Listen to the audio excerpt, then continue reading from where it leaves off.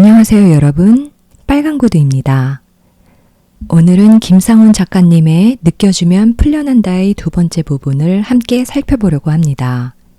이번 파트에서는 우리가 가진 부정적 감정을 억누르지 않고 그대로 느껴주는 것이 왜 중요한지, 그리고 그 감정이 자연스럽게 긍정적인 에너지로 전환되는 이유를 다루고 있습니다. 김상훈 작가님은 우리가 느끼는 부정적인 감정들이 일종의 경보 신호라고 설명합니다. 이 신호는 우리의 내면에서 균형이 깨졌다는 것을 알려주기 위한 것인데요. 문제는 우리가 이 감정을 억누르거나 외면할 때 발생합니다. 그렇게 억눌린 감정은 반복적으로 돌아와서 우리를 괴롭히고 심지어 우리 외부의 현실에까지 영향을 미치게 됩니다. 이 책에서는 우리가 싫어하는 감정을 그대로 느껴주는 것만으로도 그 감정이 사라질 수 있다고 이야기합니다. 억눌린 감정들은 우리가 직면하고 인정할 때 더 이상 우리의 삶에 부정적인 영향을 미치지 않는다고 합니다. 오늘 읽어볼 이 부분에서는 바로 이 느껴주는 순간의 치유 과정에 대해 깊이 설명하고 있는데요. 여러분도 자신의 감정을 어떻게 다루고 있는지 돌아보는 좋은 기회가 되시길 바랍니다. 그럼 이제 이야기를 시작하겠습니다. 부정적 감정들을 느껴주는 순간 왜 긍정으로 전환될까? 슬픔 등의 부정적 감정들은 기쁨 등의 긍정적 감정들과 정반대의 짝들이다. 전자는 후자를 빌려 생기고 후자는 전자를 빌려 생긴다. 그래서 부정적 감정들을 완전히 느껴주면 텅 빈 마음속으로 사라지면서 짝이 되는 긍정적 감정들이 저절로 떠오른다. 그러니까 부정적 감정들은 완전히 느껴주기만 하면 긍정적 감정들로 저절로 전환되는 것이다. 그럼 자연히 부정적 상황도 긍정적 상황으로 저절로 전환된다. 예컨대 내가 상사한테 미움받는 부정적 상황이 펼쳐질 때 미움을 완전히 느껴주면 미움이 사라지면서 미움받는 상황도 사라진다. 상사가 나를 미워하지 않게 된다. 즉 짝이 되는 감정인 사랑받는 상황이 스스로 펼쳐진다. 또 슬픈 상황이 펼쳐질 때 슬픔을 완전히 느껴주면 슬픔이 사라지면서 짝이 되는 감정인 기쁨이 올라온다. 슬픈 상황도 기쁜 상황도 전환된다. 그래서 긍정이건 부정이건 모든 감정을 좋다, 싫다, 분별하지 않고 활짝 열린 텅 빈 마음으로 느껴주면 현실은 저절로 돌아간다. 이것이 바로 함의 없이 이루어지는 무위이화이다. 한 사례를 보자. 저는 아버지와 함께 저울을 제작하고 수리하는 업체를 운영하고 있습니다. 평소 알고 지내는 한 거래처 사장이 저울의 숫자가 자꾸 움직인다고 해서 잠시 가서 손을 봐주었는데도 계속 숫자가 움직이더라고요. 그래서 거기 사모님에게 사장님이 일 안 하시는 날 잡아서 통째로 수리를 해드리겠다고 말씀을 드리고 왔는데 그 다음 날 사장이 아버지한테 전화해 욕짓거리를 하더군요. 매우 날카로운 볼멘 소리로 당신 나한테 거짓말 쳤지? 손 봤으면 안 움직여야지. 당신 장난해? 라고요. 물론 수리를 했다는 저울이 막 움직이니 짜증이 났겠지요. 하지만 아버지나 옆에서 운전하는 저나 너무 불쾌하고 너무 두렵고 그 인간 죽여버리고 싶다는 살기도 올라와서 마음속을 살펴보니 그동안 그런 사람들이 저의 버림받은 아픔을 보여준 것 같다는 생각이 들었습니다. 그날 밤 거울 앞에서 나는 저울업자들한테 버림받았다. 저울업자들한테 배신당해 마음이 아프고 죽을 것 같다.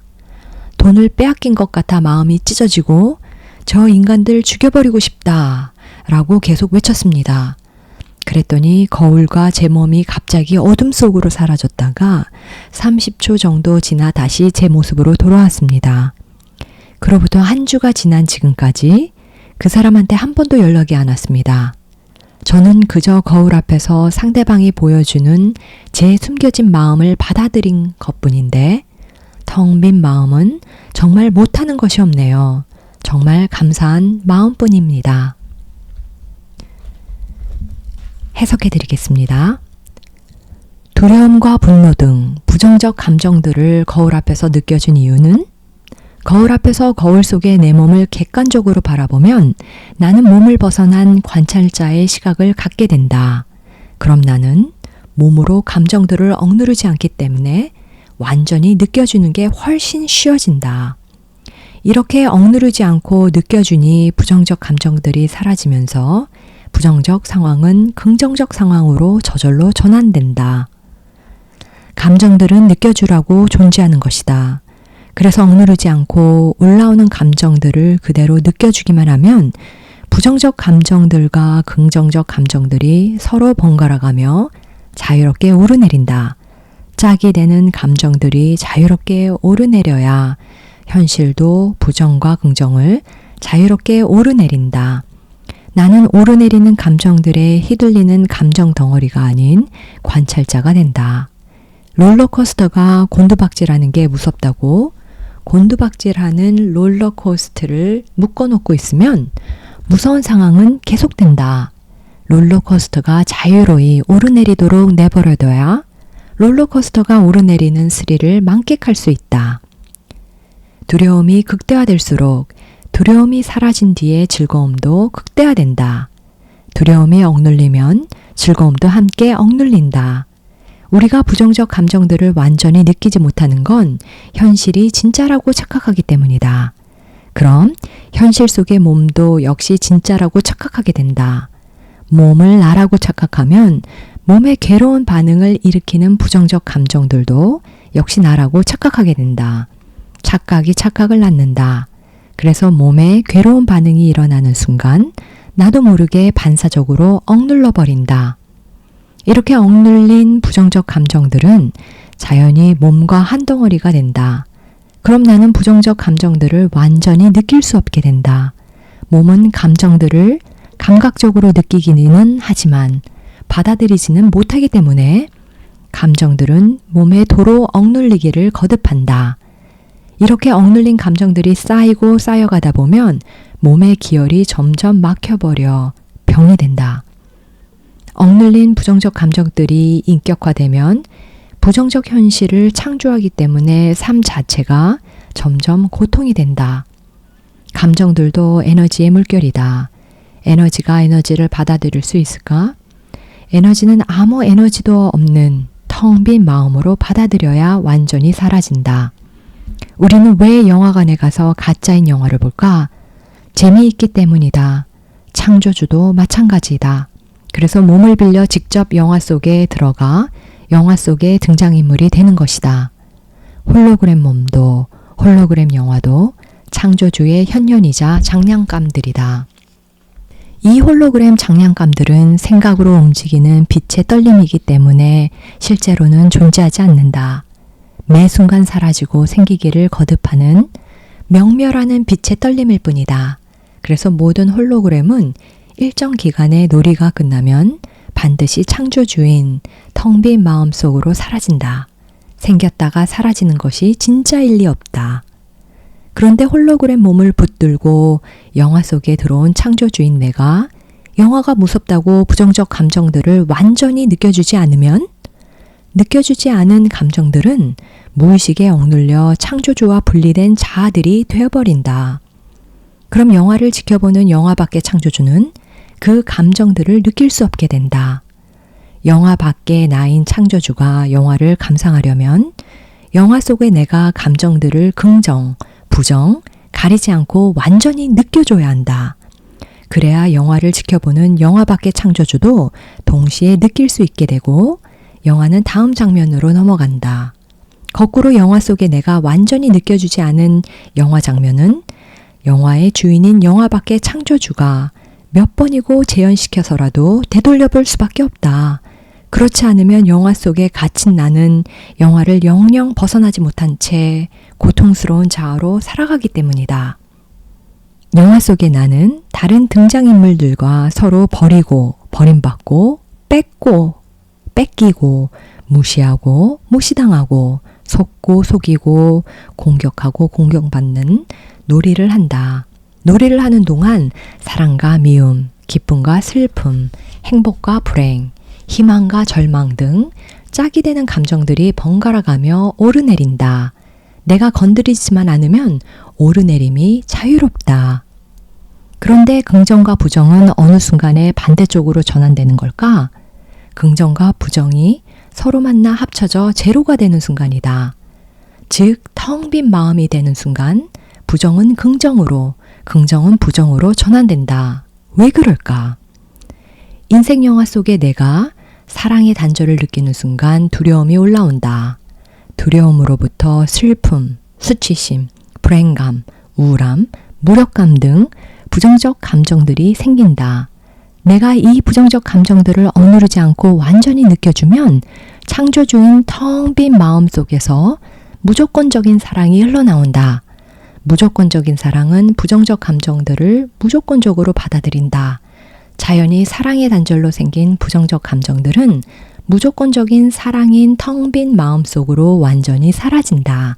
그럼 무조건적인 사랑 속에서 기쁨, 환희심, 자존감, 행복감, 우월감, 자신감 등 긍정적인 감정들이 저절로 흘러나온다. 무조건적인 사랑 속에서는 긍정과 부정이 자유로이 전환되는 것이다.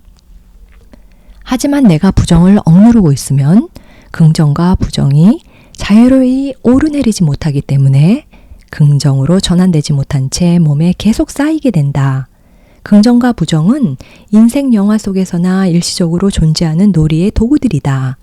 영화 속의 나와 영화 밖의 나는 늘 하나라는 사실을 자각하고 살아가면 나 스스로 만든 놀이 도구를 진짜로 착각해 억눌러 버리지 않는다. 부정적 감정들은 완전히 느껴주기만 하면 부정적 상황에 깊이 빠져버리지 않고 긍정적으로 상황으로 물 흐르듯 순리대로 전환된다. 느껴주지 않고 억눌러 버리기 때문에 부정적 감정들이 점점 더 거세져 고통도 깊어지는 것이다. 음양 감정들을 건드리지 않고 완전히 느껴주기만 하면 마치 부드럽게 오르내리는 롤러코스터처럼 인생 영화는 평화롭고 즐겁게 오르내린다. 긍정적 감정들은 즐거움을 주고 부정적 감정들은 위험을 막아준다. 무의식에 억눌린 부정적 감정들을 이른바 긍정확원, 긍정마인드, 마인드 컨트롤, 명상음악 등으로 덮어버리면 어떻게 될까? 부정적 감정들이 일시적으로 가라앉으면서 잠시 위안을 얻고 평화로울 수는 있다.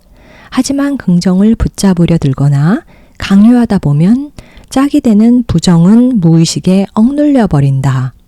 무의식에 억눌린 부정적 감정들은 인격화된 에너지로 몸에 정체돼 있다가 끊임없이 다시 올라온다. 몸에 오랫동안 정체되어 온 에너지는 반드시 몸으로 느껴주어야만 빠져나간다. 그렇지 않으면 점점 물질화되면서 온갖 질병과 고통스러운 현실로 나타난다. 몸에 정체된 에너지가 몸을 통해 빠져나갈 땐 하품, 방귀, 두드러기, 눈물, 코피, 물집, 몸살, 몸의 진동, 통증 등 뚜렷한 몸 반응이 반드시 일어난다. 이런 몸 반응은 때로는 수년간 생겼다 사라졌다를 반복할 수도 있다. 몸에 아무 반응도 일어나지 않는다면 여전히 몸속에 정체되어 있다는 뜻이다. 수천 년간 대대로 몸을 통해 대물림되어 온 에너지가 몸을 통해 빠져나가는데 몸에 아무 반응도 일어나지 않을 리 만무하다. 사례를 읽어드리겠습니다. 저는 40대 중반의 나이에 남자를 만났습니다. 그런데 사귄 지 1년이 돼가면서 그가 저보고 뱃살을 빼라고 압박하기 시작했습니다. 그래서 저는 독하게 다이어트를 했는데도 오히려 살이 더 쪘습니다. 며칠 후 그를 다시 만나 얘기를 나눠보니 건강을 위해서라도 소식해라 등의 말을 계속했습니다. 제가 받아들이지 않고 화를 내니 그도 실망한 듯했습니다. 그가 제 외모와 성격을 공격하니 저도 그의 외모와 성격을 뜯어보게 됐고 같이 살기 힘든 성격으로 느껴졌습니다. 그래서 한 달간 서로 연락을 끊고 마음을 정리해 보기로 했습니다. 내가 버림받을 수도 있음을 받아들이니 남친을 안 만나도 마음이 편안했습니다. 열흘쯤 지나니 아무 눈치 보지 않고 가족들과 만난 것 먹으면서 즐거운 시간을 보내는 게 무척 행복했습니다. 살이 찔 정도로 먹었는데도 도리어 빠졌습니다. 제가 제 몸을 받아들이지 않을 땐 살이 쪘는데 제 몸을 있는 그대로 받아들이면서 살이 빠졌습니다. 해석해 드리겠습니다. 기필코 살을 빼야지 하는 강한 집착으로 다이어트도 하고 운동을 하는데도 왜 살이 빠지지 않는 걸까? 남친한테 버림받으면 어떡하지? 하는 두려움을 억눌러 놓고 살을 빼려 들기 때문이다. 내 무의식 속에 억눌려 있는 버림받은 나가 두려움으로 살을 빼려 드니 살이 빠질 리 없다.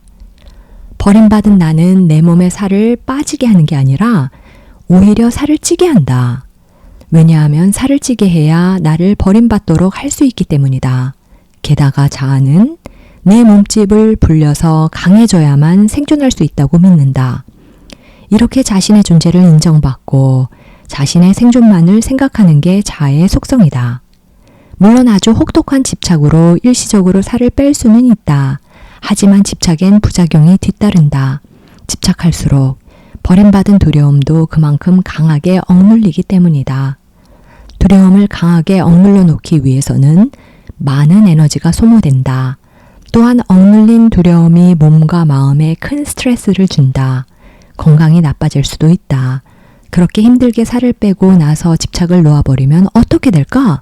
강한 집착으로 억눌렸던 강한 두려움이 다시 표면으로 올라와 또 살을 찌게 한다. 가장 좋은 방법은 현재의 내 몸을 볼 때 올라오는 두려움을 있는 그대로 받아들여 느껴주는 것이다. 그래야 두려움이 무의식에서 풀려나고 나는 두려움의 눈이 아닌 텅 빈 마음인 관찰자의 눈으로 내 몸을 있는 그대로 바라보게 된다. 아무 평가나 판단도 하지 않는 관찰자의 눈은 내 몸이 뭘 필요로 하는지 알고 있다. 내가 남친한테 버림받을 수도 있겠구나 하고 버림받는 두려움을 느껴주면 두려움이 풀려난다. 그럼 남친을 안 만나도 버림받는 두려움이 올라오지 않는다. 이렇게 편안한 마음으로 살아가니 살도 저절로 빠졌다. 부정적 감정들은 느껴주면 사라지는 몸의 느낌이다. 우주는 음양, 플러스 마이너스 에너지로 창조된다. 여자는 남자를 빌려 생기고 남자는 여자를 빌려 생긴다. 둘은 서로를 빌려 생긴 음양 에너지이기 때문에 남자는 여자에게 끌리고 여자는 남자에게 끌린다. 서로 빌렸던 것들을 돌려주면 텅 비어버린다. 하지만 홀로그램 몸을 진짜 나로 착각하면 나는 홀로그램 영화 속에서 남자 몸이나 여자 몸이 되기 때문에 창조주의 무조건적인 사랑과는 분리된다. 자연히 시야는 영화 속의 현실로 국한되고 눈에 보이는 이성으로부터 사랑받고자 하는 욕망에 집착하게 된다. 몸이 나라는 착각에서 깨어나지 않는 한 이 욕망은 사라지지 않는다. 이 욕망으로부터 모든 다른 욕망이 파생된다. 남자든 여자든 이성으로부터 사랑받기 위한 열정으로 일도 하고 공부도 하고 외모도 가꾼다. 이 열정은 사람들한테 인정받고자 하는 욕망으로 이어진다. 사랑받고자 하는 욕망이 커질수록 사랑받지 못할까 하는 두려움, 즉 버림받지 않을까 하는 두려움도 커진다. 그래서 두려움이 큰 사람일수록 집착도 커진다. 이 모든 감정은 실제로 존재하는 걸까? 감정은 인생 영화 속에서나 존재하는 놀이의 도구들이다. 내가 몸을 갖고 영화 속에 들어와야만 몸으로 느낄 수 있는 환영이다. 내 마음에 쏙 드는 이성을 만나면 나도 모르게 좋다 라는 느낌이 몸에서 일어난다. 그 느낌이 너무나 좋기 때문에 그 느낌을 붙잡기 위해 이성인 너를 자꾸 만나고 싶어진다. 하지만 이성인 너는 실제로 존재할까? 너는 나를 빌려 생기고 나는 너를 빌려 생긴다. 서로가 서로를 빌려 생기기 때문에 생각으로만 존재한다. 그런데도 왜 눈에 보일까? 내가 너를 바라볼 때 너는 보이지만 나는 보이지 않는다. 내가 나를 바라볼 때 나는 보이지만 너는 보이지 않는다. 즉, 너와 나는 실제로는 존재하지 않는 홀로그램 영화 속의 평면 홀로그램이다.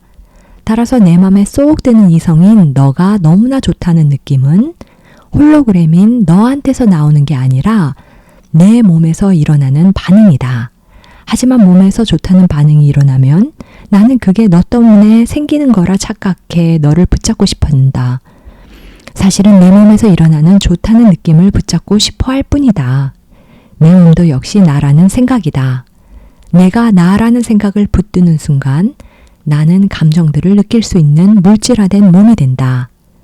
자연이 좋다라는 느낌을 가진 생각을 함께 붙들고 있으면 나는 좋다라는 몸의 느낌을 붙잡고 싶은 집착에서 벗어나기 어렵다. 만일 내가 상대와 포용하며 깊은 사랑을 느끼고 있다면 사랑이라는 느낌은 상대한테서 나오는 걸까? 아니다. 난 사랑받는다는 생각이 내 몸에 일으키는 느낌이다. 나는 상대를 더 오래 붙잡고 싶어 한다고 생각하지만 사실은 사랑받는 내 몸에 좋은 느낌을 오래 붙잡고 싶어 하는 것이다. 이렇게 난 사랑받는다는 몸의 느낌을 좋다고 붙잡으려 들면 난 사랑받지 못한다는 몸의 느낌은 나도 모르게 싫다고 억눌러 버리게 된다. 즉, 좋은 감정들은 붙잡으려고 들고 싫은 감정들은 몸에 억눌러 버리게 된다. 몸에 오래 억눌린 싫은 감정들, 즉 부정적 감정들은 정체된 에너지로 응어리지면서 몸의 질병 등 부정적 현실로 물질화된다. 현실을 진짜라고 착각하기 때문에 일어나는 고통이다. 모든 감정은 몸을 나와 동일시하며 살아가는 인생 영화 속에서만 존재하는 인생놀이의 장난감들이다. 몸을 벗어나 영화 밖의 나인 텅 빈 마음으로 돌아가면 어떤 감정들도 느끼지 못한다. 그래서 텅 빈 마음인 창조주는 몸을 빌려 감정들을 느껴보는 것이다. 하지만 인생 영화 속의 괴로운 장면들을 진짜라고 착각해 무의식에 억눌러버리면 이 괴로운 장면들은 나를 넘어 후손들에게도 대물림된다. 롤러코스터를 타고 공포를 즐기는 건 롤러코스터가 놀이기구임을 알고 타기 때문이다. 인생 영화도 내 마음속에서 펼쳐지는 놀이임을 알고 살아가면 영화가 펼쳐질 때마다 순간순간 올라오는 온갖 감정들도 억누르지 않고 즐길 수 있게 된다. 부정적 감정들은 인생 영화가 가짜임을 깨닫도록 하기 위해서도 필수적인 감정들이다. 부정적 감정들이 없으면 나는 어떤 고통도 느끼지 못하게 된다. 그럼 나는 영화 속에서 영원히 벗어나지 못한다. 부정적 감정들을 느낄 수 있어야만 나는 고통을 벗어나고자 무조건적인 근원의 사랑을 찾게 된다. 부정적 감정들은 창조주가 나로 하여금 무조건적인 사랑으로 돌아오도록 내게 보내주는 사랑과 치유의 손길이자 위험 경보이다. 이 신호를 외면하면 무조건적인 사랑을 찾아가는 여정은 너무나 두렵고 고달프고 외롭고 지친다. 거꾸로 이 신호를 감사와 기쁨으로 받아들이면 그 여정은 한 걸음, 한 걸음이 선물이자 축복이 된다. 풀려난 감정들은 소원을 이루어주는 천사가 된다. 사례를 읽어드리겠습니다. 저는 50대 초반의 초등학교 4학년 담임교사입니다. 한 남학생이 폭력적이어서 친구들을 때리고 가끔 살인자, 죽여 등의 말도 합니다. 친구들 간에 폭력이 일어나면 교사는 각 가정의 연락을 해야 합니다. 저는 부모에게 때리면 안 된다고 말을 하는데 그 학생의 아빠는 자신도 맞고 자랐는데 괜찮다며 때리라고 합니다. 그 아이는 머리도 좋고 힘도 센데 교사의 지시에 따르지 않고 반항하고 침을 뱉고 수업을 방해하고 친구들을 부추겨 교실 분위기를 망쳐놓습니다. 저는 그 학생만 보면 가슴이 두근거리고 입에 침이 마르고 몸이 후들후들 떨립니다. 어제는 정신과에 가서 약을 처방받아 왔습니다. 이렇게 생활하다가는 병에 걸릴까봐 두렵습니다. 차라리 명예퇴직을 신청해야 할지 아니면 어떻게든 이 감정들을 정화해야만 하는 건지 모르겠습니다. 최근 며칠간 그 학생이 체험학습을 하느라 나오지 않았는데 교실은 쥐 죽은 듯 조용하고 학생들이 질서에 따라 생활하고 열심히 공부하는 모습에 깜짝 놀랐습니다. 그 학생이 다시 학교에 나오자 교실은 다시 엉망이 됐고 제 마음도 다시 지옥이었습니다. 그 학생은 왜 제 눈앞에 나타난 걸까요? 해설해 드리겠습니다. 지금 상황은 교사와 학생 간의 정상적인 상황일까? 학생이 친구들을 때리고 수업을 방해하는 걸 보면 교사는 당연히 혼낼 수 있어야 한다. 내 무의식 속에 수많은 나들이 들어있다. 교사인 나, 엄마인 나, 아내인 나, 우월한 나, 열등한 나, 유능한 나, 무능한 나. 이 수많은 나들 가운데 내가 존재를 인정해준 나들, 즉 무의식에서 풀려나 창조주인 텅 빈 마음으로 돌아간 나들은 각기 나를 도와주는 천사 역할을 한다. 어떻게 나를 도와줄까? 예컨대 내가 학생들 앞에서 교사 역할을 할 땐 교사인 나가 의식의 표면으로 올라와 교사 역할을 잘 하도록 도와준다. 집에 돌아가 아이들 앞에서는 엄마인 나가 의식의 표면으로 올라와 사랑스럽고 포근한 엄마 역할을 잘하도록 해준다. 교장 앞에서는 열등한 나가 올라와 교장이 우월감을 느낄 수 있도록 배려해준다. 업무를 처리할 땐 유능한 나가 올라와 어려운 업무도 척척 처리할 수 있도록 해준다. 이처럼 무의식에서 풀려난 나들은 내가 처한 상황에 맞게 나를 도와준다. 그런데 나는 지금 왜 고통에 빠져 있는가? 학생들 앞에선 교사인 나가 올라와야 한다. 그런데 그 문제 남학생만 보면 가슴이 두근거리고 몸이 후들후들 떨리고 정신과 약을 처방받아야 할 정도로 두려움이 올라온다. 교사인 나가 올라와야 할 상황인데 두려움에 떠는 버림받은 여자아이가 올라오는 것이다. 그럼 그 남학생은 교사인 나를 어떻게 바라볼까? 나를 교사로 바라보지 않고 버림받은 여자아이로 바라본다. 그래서 내 앞에서 마음 놓고 친구들을 때리고 교사인 나를 무시하는 것이다. 그렇다면 내 무의식 속엔 언제 버림받은 여자아이가 억눌리게 됐던 걸까? 사례 이야기. 아버지는 제가 태어났을 때 딸이라는 소리를 듣고 술을 드시고 대자로 벌렁 드러누우셨다고 합니다. 그래서인지 제가 중학교 다닐 땐 남자처럼 허리에 손을 얹고 사진 찍는 걸 좋아했던 기억이 납니다. 또 고등학교 장문 시간엔 제가 무남 동료 외동딸인데도 아버지가 아무것도 기대하지 않아 슬프다는 글을 쓰기도 했습니다. 그리고 5살 전까지 어머니는 몸이 힘들고 고달픈 삶을 살아서 신경질과 짜증을 많이 내셨던 것 같습니다. 제가 어렸을 때 어머니가 따뜻하게 품어주지 않아 가슴이 시리도록 외로웠던 기억이 납니다. 5살 때쯤엔 동네 오빠에게 성폭행도 당했습니다. 저는 위가 안 좋아 인스턴트 식품 등을 먹으면 속이 아픕니다.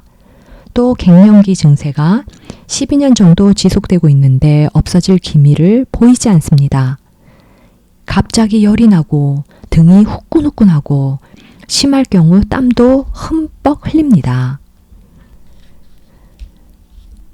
해석해 드리겠습니다. 내가 태어났을 때 나는 아버지한테 여자인 내 존재를 환영받기는커녕 공격당하고 무시당했다고 느꼈다.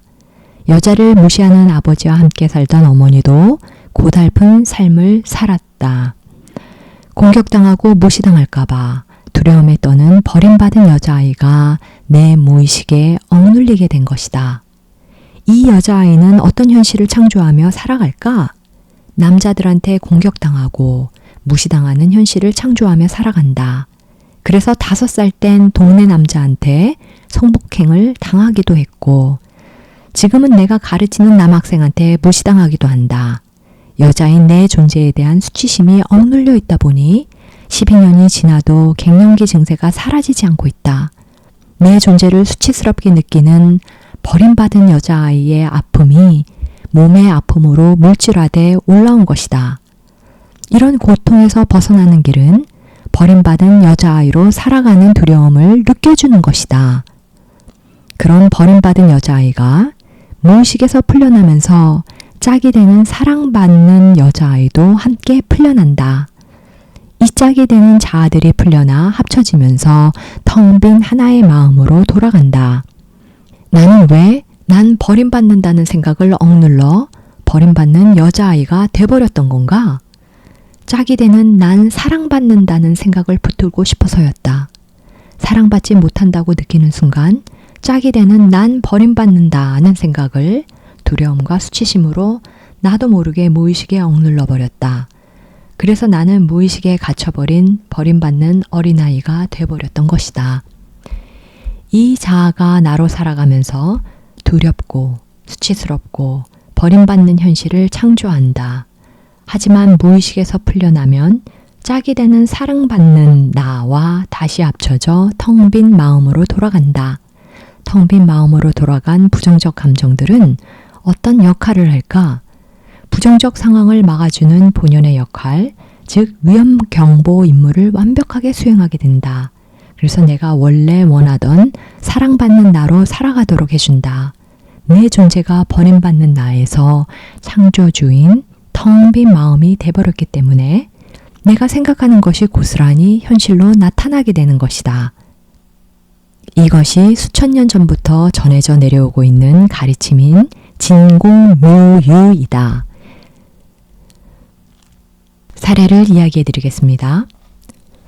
저는 교사로 일하면서 과거 2차례나 유산한 경험이 있습니다.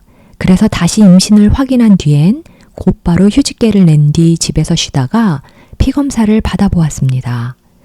의사는 갑상선 수치가 조금 높다고 한 번 더 피검사를 하자고 해놓고 아무런 조치를 하지 않았습니다. 그래서 저는 그냥 괜찮은가 보다 하고 있었는데 다음 주에 가보니 유산이 되어 있었습니다. 임신 8주 차였습니다. 만일 병원에서 피검사 후 약물 처방을 해줬더라면 유산이 되지 않았을 텐데 하는 생각에 억울함과 분노가 강하게 올라옵니다. 해석. 내가 고대하던 아기가 3차례나 유산됐다면 지나간 상황들을 되돌아볼 때 내 마음속에서는 어마어마한 아픔이 올라온다. 무슨 아픔인가? 버림받은 나가 느끼는 죽음의 공포가 억눌러 생긴 아픔이다. 내 무의식 속에 죽음의 공포에 떠는 버림받은 나가 억눌려 있다가 자신의 아픔을 이해받기 위해 물질화된 아픔을 창조한 것이다. 이 물질화된 아픔이 바로 유산이다. 내가 유산의 아픔을 억누르지 않고 완전히 느껴줘야 또다시 물질화된 아픔으로 올라오지 않는다.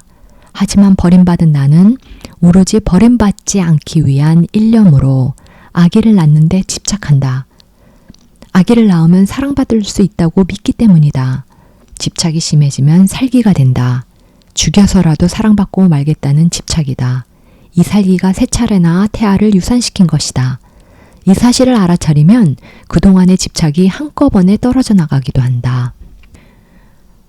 사례 이야기. 선생님의 답장을 읽고 제가 시댁으로부터 사랑받고 싶어 아이에 집착하고 있었다는 걸 알았습니다. 그리고 그동안의 제 모든 행동도 이해되기 시작했습니다. 남한테 거절 못하는 것, 착한 여자로 살아온 것, 다른 사람에게 싫은 소리 한마디도 못하는 것 등 저의 이 모든 행동이 사랑받고 싶어서였구나 하고 받아들여졌습니다. 그리고 평소처럼 저녁을 먹고 양치를 하다가 문득 이 모든 사람이 내가 사랑받고 싶어하는 걸 깨닫도록 나를 위해 인생 연기를 하고 있었구나 하고 머리가 아닌 가슴으로 알게 되었습니다. 제가 유산한 뒤 원망했던 병원 의사들과 전에 직장에서 저를 괴롭혔던 사람들을 떠올렸는데 이상하다. 억울하고 분한 감정은 전혀 느껴지지 않았습니다. 그래서 제가 깊게 상처받은 기억을 한번 떠올려 봤어요. 시아버지가 저한테 애 못 낳는 년이라고 하는 말을 듣고 정신적인 충격이 너무 컸고 엄청난 분노와 수치심이 일어났어요. 그런 시아버지를 두둔하는 시어머니도 어처구니가 없었어요. 그런데 이 글을 적고 있는 와중에도 아무런 감정이 일어나지 않네요. 마치 남의 일 얘기하는 것 같은 느낌? 내가 겪은 일이 아니라 다른 사람이 겪은 일을 글로 쓰는 기분. 그런 느낌이에요. 다른 사람들한테 상처받은 기억을 하나씩 꺼내어 봐도 분노나 억울한 감정이 같이 떠오르지 않아요. 너무 신기합니다. 그러고는 치유되는 느낌을 그날 저녁에 느꼈었는데 가슴 정중앙 가운데가 스륵스륵 돌아가면서 시원해지더니 상처를 크게 받았을 때는 이 부분에 확 칼에 꽂히는 느낌이었는데 그 부분이 시원해지기 시작했습니다. 한참 동안 시원한 느낌이 들면서 아랫배도 편안해졌습니다. 그래서 그동안의 그 깊은 상처들이 전부 치유됐다는 걸 알게 됐습니다. 이건 제가 그 사람들을 용서하거나 그런 게 아니에요. 그냥 흘려갔다는 표현이 맞는 것 같아요. 그냥 사라졌어요. 너무 신기합니다. 해석. 인생 영화를 진짜라고 착각하면 나는 영화 속의 등장인물로부터 사랑받고 싶어 하게 된다. 하지만 내가 찾는 무조건적이고 영원한 사랑은 영화 밖에 있다. 내가 영화 속에 들어와 잠시 몸을 갖고 살아가는 이유는 그것이 고통을 통해 무조건적으로 사랑으로 돌아가기 위한 여정이기 때문이다. 이 사실을 망각하면 나를 괴롭히는 영화 속의 등장인물들을 원망하게 된다. 하지만 부정적 감정들이 풀려나가고 나면 나를 괴롭힌다고 생각했던 사람들이 사실은 나를 도와주는 천사이자 거울 역할을 했었다는 걸 스스로 알게 된다. 부정적이건 긍정적이건 모든 감정을 좋다 싫다 분별하지 않고 무조건 받아들여 느껴주고 살아가면 내가 원하는 무조건적인 사랑은 스스로 나타난다. 긍정적인 감정들은 즐거움을 주고 부정적 감정들은 위험을 감지해줘 나로 하여금 늘 무조건적인 사랑 속에 살아가도록 해준다. 나도 모르게 억눌러 버리곤 하는 부정적 감정들이 사실은 창조주가 내게 보내주는 사랑의 천사들인 것이다. 경보 신호가 억눌려 있으면 시도 때도 없이 울려댄다. 사례 이야기. 가게를 운영하는 남편이 생활비가 모자라 평일밤과 주말에 알바를 하겠답니다. 제가 힘이 좋으면 당연히 알바를 하겠지만 복부 수술을 한 후에는 이상하게 겁이 너무 많아져서 일하는 것도 겁나고 뭐든지 다 겁이 나요. 암튼 본론은 두려움이 너무 많아져서 제가 임신하면 죽을 수도 있을 것 같아요. 제가 수술을 받고 나서 1년 정도 부부관계가 없는데 남편이 외부에서 알바를 한다고 하니 혹시 바람 피우지 않을까? 너무 겁이 나서 심장이 늘 두근댑니다.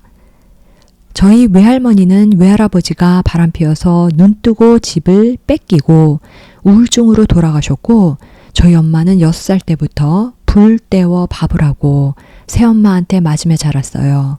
왜 이렇게 두려울까요? 해석해 드리겠습니다. 남편이 실제로 바람을 피우는 두려운 상황이 내 눈앞에 펼쳐졌을 때 두려움을 느끼는 건 정상적인 반응이다. 위험 경보인 두려움을 느낄 수 있어야 두려운 상황을 감지해 대응할 수 있기 때문이다. 하지만 두려운 상황이 실제로 펼쳐진 것도 아닌데 시도 때도 없이 두려움이 자꾸 올라오는 이유는 뭘까? 현재 상황과는 관계없는 먼 과거의 위험 상황에 대한 경보가 무의식에 억눌려 있기 때문이다. 외할아버지한테 버림받은 외할머니의 두려움, 외할머니한테 버림받은 엄마의 두려움이 죄다 나한테 대물림됐다. 그래서 남편이 주말에 알바를 하겠다는 말만 들어도 시도 때도 없이 두려움이 올라오는 것이다. 남편은 오래전에 내 무의식 속에 억눌린 두려움을 공명시켜 올라오게 해주는 겨울 역할만 할 뿐이다. 이 사실을 이해해야 두려움을 남편한테 투사하지 않고 내 두려움으로 받아들여 느껴주게 된다. 사례 이야기. 저는 남편의 외도로 이혼을 한 뒤 아이들은 아빠가 키우는데 둘째는 아무리 전화를 해도 안 받고 첫째는 학교도 안 가고 집에서 빈둥대며 지내고 있습니다. 아이들 아빠는 무관심합니다. 저는 정말 아무것도 안 보고 싶고 셋 다 죽어버렸으면 좋겠어요. 어떻게 해야 아이들이 바뀔까요? 해석해 드릴게요. 내 마음은 왜 이처럼 도저히 견딜 수 없을 만큼 아픈 걸까? 내가 낳은 아이들이 잘못될까봐 너무나 두려운데 내가 할 수 있는 게 아무것도 없기 때문이다. 아이들이 저렇게 살다가는 세상으로부터 버림받을 게 뻔하다. 그런 비참한 모습을 보게 되느니 차라리 아이들이 아예 내 눈에 안 보이거나 죽어버렸으면 좋겠다는 생각마저 든다. 몸이 나다라는 생각을 나와 동일시하면 나는 몸이 된다. 난 빵을 먹는다는 생각을 나와 동일시하면 나는 빵을 먹는다. 난 책을 본다라는 생각을 나와 동일시하면 나는 책을 본다. 난 두렵다는 생각을 나와 동일시하면 나는 두려움이 된다. 두려움 덩어리가 된 나는 아이들을 위해 뭘 할 수 있을까? 두려움을 꾹꾹 짓눌러 놓고 벌벌 떠는 것뿐이다. 두려움은 인생 영화 밖에서 영화 속의 상황을 지켜보는 전지전능한 창조주가 보내주는 위험 경보이기 때문이다. 두려움은 인생 영화 밖에서 영화 속의 상황을 지켜보는 전지전능한 창조주가 보내주는 위험 경보이기 때문에 느껴주면 사라진다. 두려움이 사라지면 두려움이 창조하는 두려운 상황은 두렵지 않은 상황으로 전환된다. 사례 이야기. 제 오빠는 조현병 전 단계를 진단받고 끓어오르는 감정을 주체하지 못할 때가 많습니다. 폭력성도 있어서 너무나 두렵습니다. 오늘도 음악을 너무 크게 틀어놓고 헉헉거리기에 노크를 했더니 왜 방해하느냐며 갖은 욕설을 퍼붓고 제 얼굴을 때리고 핸드폰과 노트북을 집어던졌습니다. 너무 무서워 부모님께 전화를 걸었지만 남의 일처럼 대수롭지 않게 반응했습니다. 오늘 상황도 제 탓이라고 하는 엄마한테 심한 분노와 배신감을 느꼈습니다. 제가 피해자인데 억울하고 화가 나서 소리 지르고 욕을 했습니다. 도대체 가족들은 저한테 왜 이러는 걸까요? 해석해 드릴게요. 내 눈앞에 생생하게 펼쳐졌던 두려운 상황은 이미 지나갔다. 그 상황을 되돌아보면 어디서 떠오르는가? 내 마음속에서 떠오른다. 왜 내 마음속에서 떠오를까? 나와 동일시하는 생각이 펼쳐내는 가짜 상황이기 때문이다. 그래서 이미 지나간 상황은 더 이상 육안에 보이지도 않고 손으로 만져지지도 않는다. 이미 지나간 상황이 가짜라면 그 상황의 연속인 지금 상황은 가짜가 아닐까? 지금 상황도 역시 가짜다. 지금의 두려운 상황이 가짜라면 가짜 상황을 볼 때 올라오는 두려움은 진짜일까? 두려움도 역시 가짜다.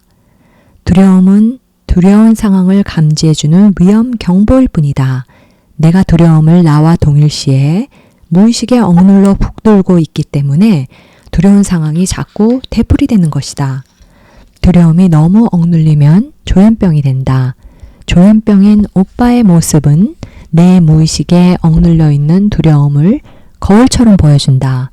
내 눈앞에 펼쳐지는 두려운 상황과 두려움이 가짜임을 알면 억누르지 않고 텅 빈 마음으로 느껴주게 된다. 두려운 상황을 볼 때 올라오는 두려움은 느껴줄 때마다 점점 약화된다. 그러다가 나중엔 완전히 사라진다. 두려움이 사라지면 두려움이 창조하는 두려운 상황도 사라진다. 여러분, 오늘도 끝까지 함께 해주셔서 감사합니다. 다음 시간에도 좋은 내용을 통해 우리 내면의 평온을 찾는 방법을 더 깊이 알아보도록 하겠습니다. 우리 모두 부정적인 감정에 덜 휘둘리고 좀 더 자유롭고 편안하게 살아갈 수 있기를 바라면서 이번 시간을 마무리하도록 하겠습니다. 그럼 평안한 하루 보내시고 다음에 또 만나요. 함께 하신 모든 분들에게 따뜻한 마음과 사랑을 전합니다.